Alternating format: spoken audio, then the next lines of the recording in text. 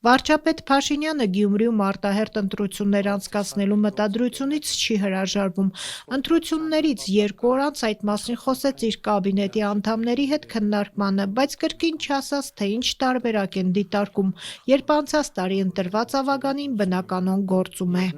Եթե անհրաժեշտ է, իհարկե ես ասել եմ, որ կարծում եմ, որ Գյումրիում պետք է մենք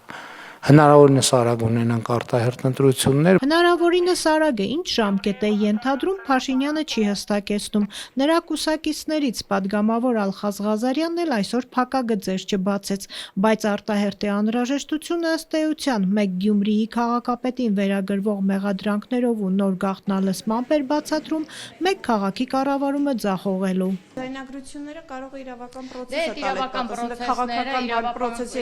պրոցեսները գնում են, բայց քաղաքը ահավոր վիճակում էր, ինչպես վարչապետը արդեն ասաց, մենք եղանք այնտեղ եւ տեսանք այս տարիների ընթացքում ինչքան քիչ աշխատանք է կատարվել, քաղաքը արագ վերականգնման կարիք ունի, հետեւաբար նոր կառավարում պետք է լինի։ Այս պահին հարցերի հարցն է, թե օրինական ինչ ճանապարհ կա լուծարելու Գյումրիի գործող ավագանին, քանի որ մինչ այս պահը բոլոր նստաշրջաններում նիստերը գումարվել են, իսկ ավագանին օրենքով լուծարվում է, եթե մեկ նստաշրջանում 3 նիստ չի գումարվում։ Ամիսներ շարունակ Գյումրիի ավագանու ընդդիմադիր թևի ձայները բավարարում են քվորում ապահովելու ու նիստեր գումարելու համար, թեև օրինակ Գյումրիի կալանավորված քաղաքապետ Վարդան Ղուկասյանը մանդատից չի հրաժարվել, ու այն մեկ ուրիշին չի փոխանցել, բայց 18 մանդատը բավարար է։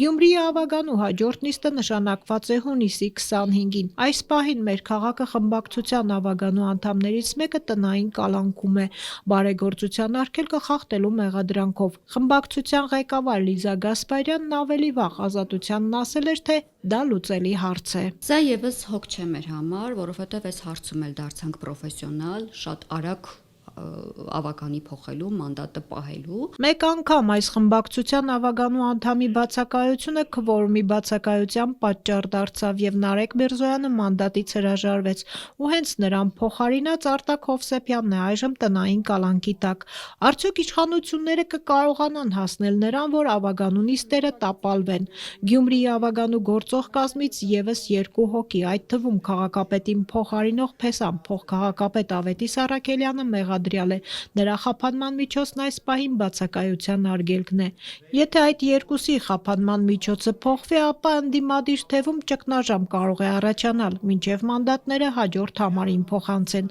Ավետիս Առաքելյանը ի դեպ ընդդիմադիր ուժեղ Հայաստանի նախընտրական ցուցակի 8-րդ համարն է։ Ինչպես են Ղուկասյանի թիմում մեկնաբանում արտահերթ անցկացնելու իշխանության մտադրությունը, եւ արդյոք Առաքելյանը մտադիր է վերցնել падգամավորի մանդատը։ Նրա հետ ողջ օրը կապ հաստատել չհաջողվեց։ Կիրակի քվեարկության օրն էլ այդ հարցին հստակ պատասխան չէր տվել։ Այդ ամսուտից հետո հաղթանակը տոնելուց հետո կպատասխանեմ այդ հարցին։ Մյուս ճանապարհը ըստ Գյումրիի ավագանու նախկին անդամ Լևոն Բարսեղյանի իշխանությունների կողմից ներդրված վերջին սցենարներից մեկը կարող է լինել, ինչպես եղավ օրինակ Էջմիածնում, Գյումրին դարձնել խոշորացված համայնք։ Սա որպես տեսական սցենար, 1, 2, 3 գյուղ գցել, ասել Գյումրի խոշորացվել է պիտի նոր ընտրություն լինի։